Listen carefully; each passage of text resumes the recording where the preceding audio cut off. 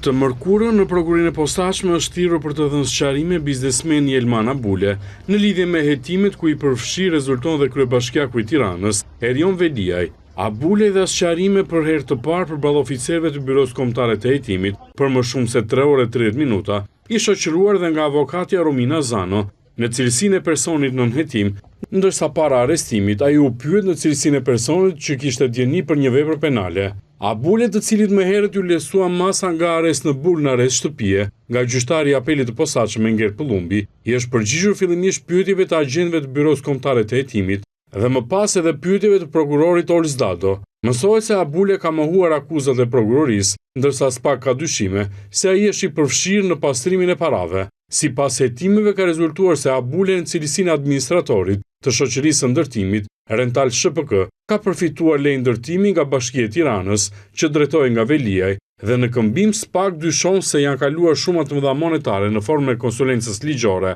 në llogaritë e shoqërive të Ajola Xoxës, bashkëshorte së kryebashkiakut Erion Veliaj. I vetmi që mbahet në masën e arrestit në burg për këtë dosje është kryetari i Bashkisë së Tiranës Erion Veliaj, ndërsa personat e tjerë të përfshirë po hetohen me masa më të lehta sigurie, siç janë ato të arrestit shtëpiak apo detyrimit për t'u paraqitur në prokurori.